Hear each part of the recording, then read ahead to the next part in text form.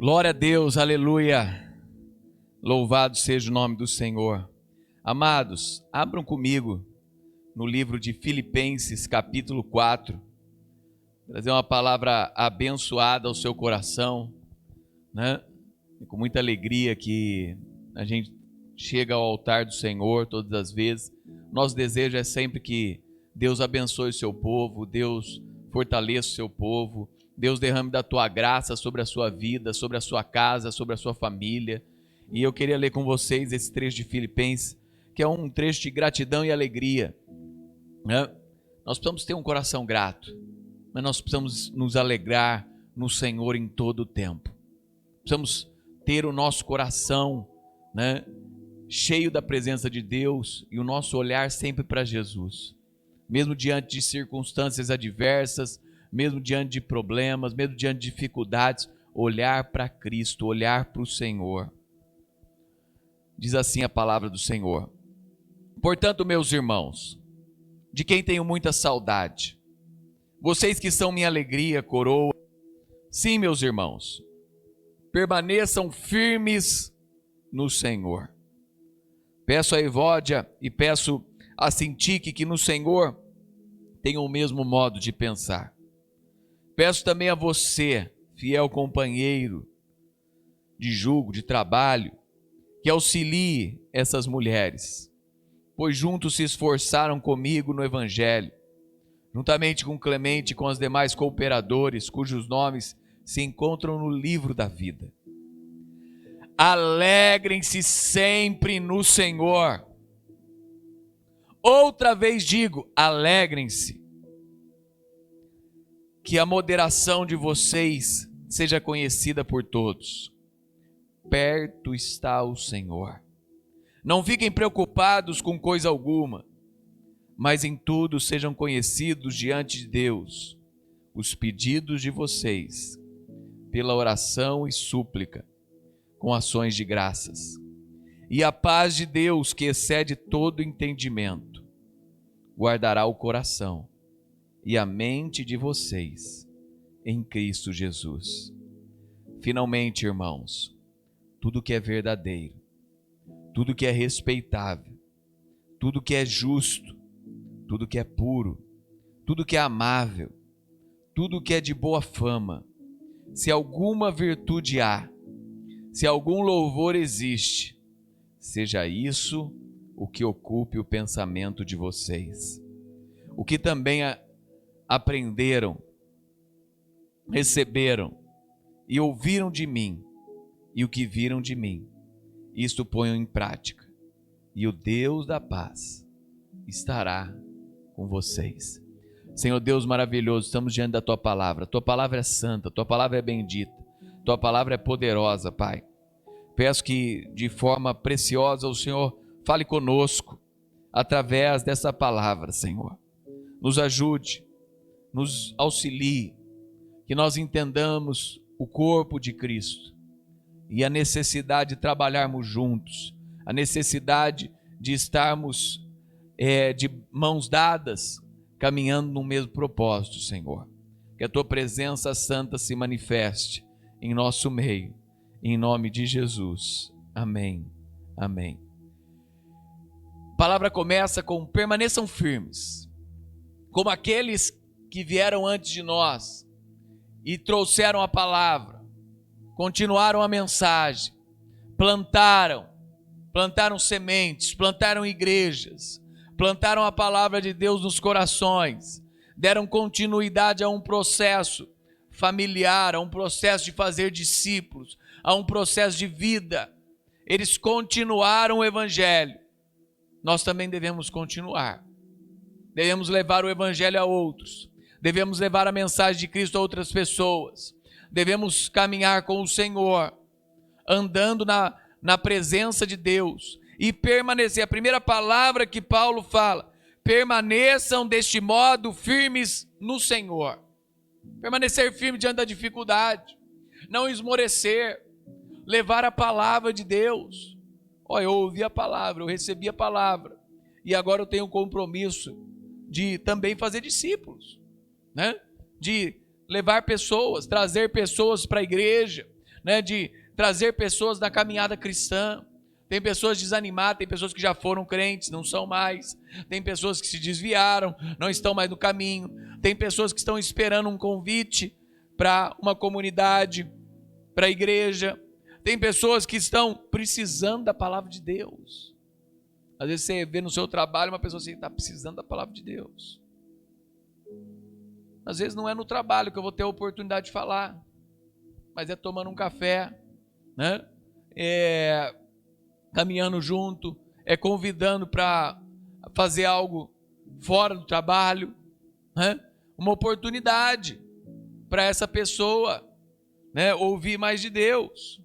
Então, aqui nós temos algumas oportunidades, e Paulo fala disso, permaneça como antes, aqueles que vieram antes de vocês.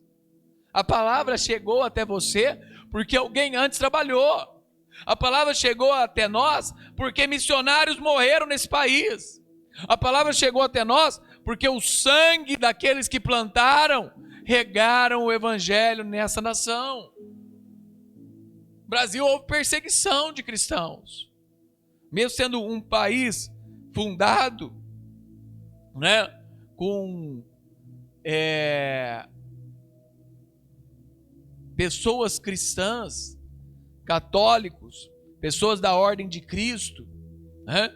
Cavaleiros da ordem de Cristo, que chegaram a esse país, depois jesuítas, mas muitos foram perseguidos também. Os próprios jesuítas foram perseguidos aqui dentro do Brasil.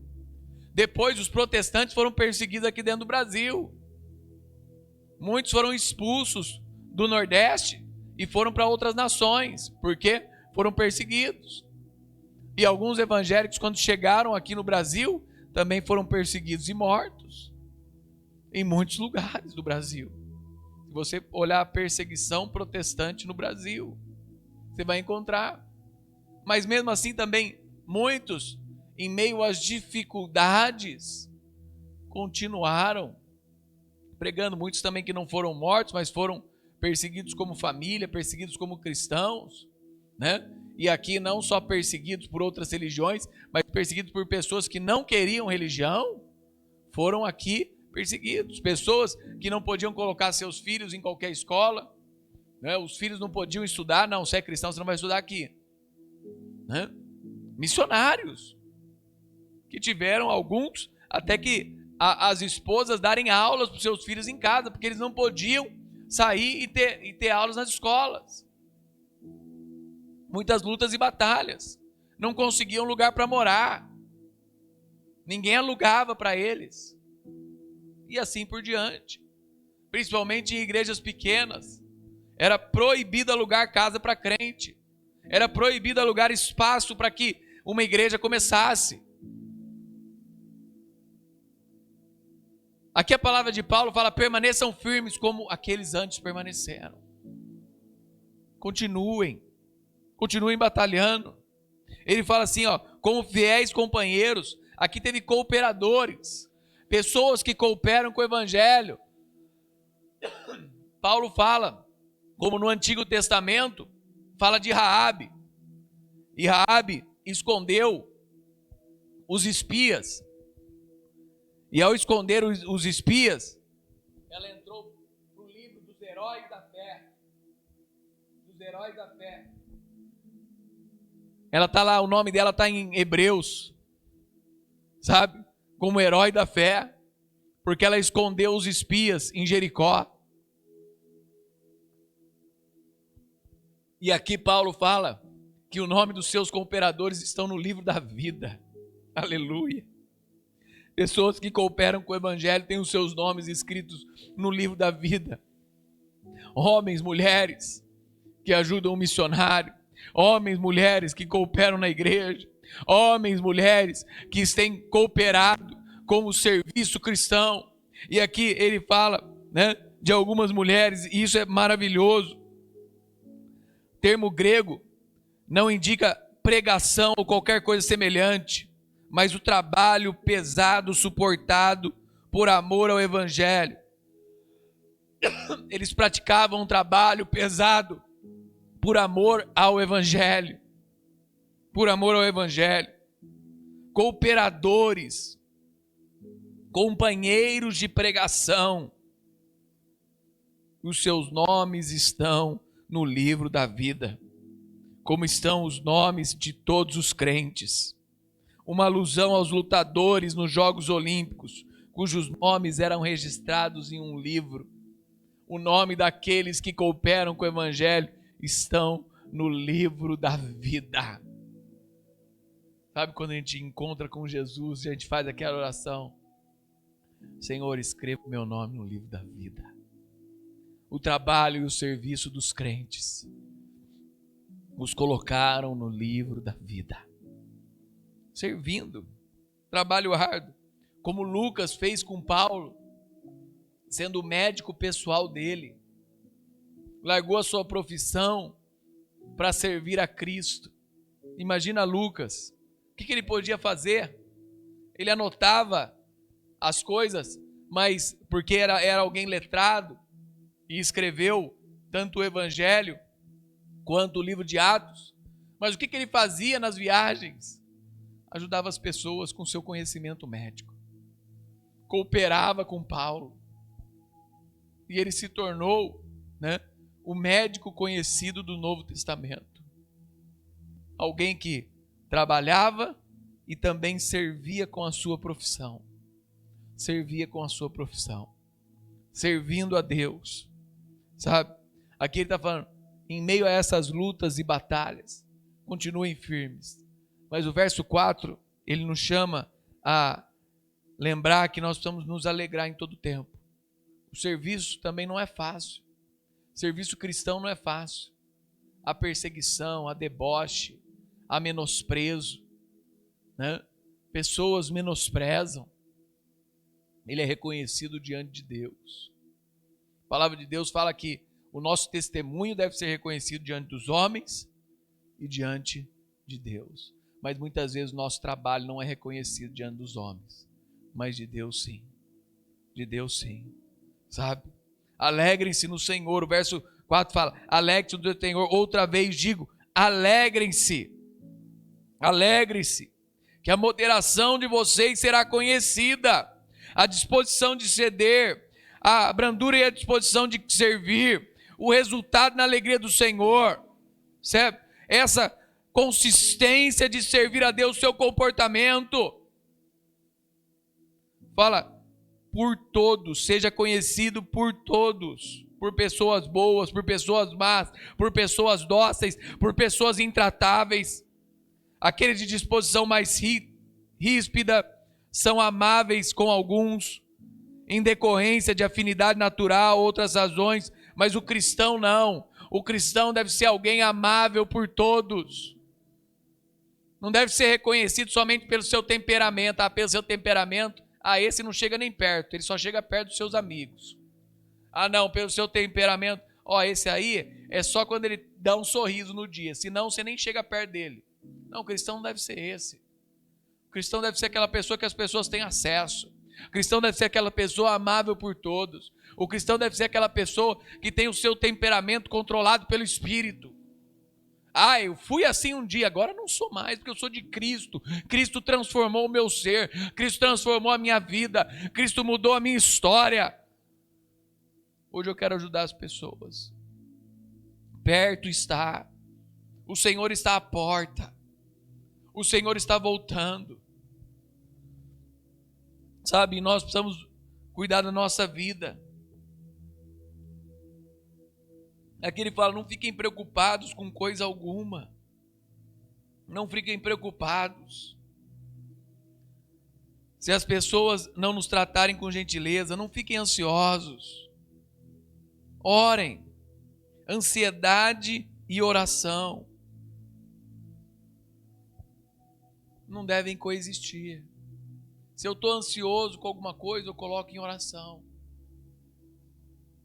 A palavra de Deus fala, fazei conhecidas diante do Senhor todas as vossas petições, todas as vossas orações. Fazei conhecida diante do Senhor. Se há alguma preocupação, coloque diante de Deus. Se há alguma perseguição, coloque diante de Deus. Se há alguma dificuldade no trabalho, coloque diante de Deus. Se há alguma dificuldade na saúde, coloque diante de Deus. Se há alguma dificuldade financeira, coloque diante de Deus.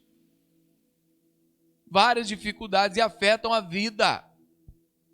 Conversando com um amigo meu essa semana, falando que uma das grandes dificuldades que afetam o casal é a vida financeira. Se não souber trabalhar, se não souber caminhar no mesmo propósito, se não souber trabalhar junto com os recursos que Deus despende na sua casa, vai ter dificuldade.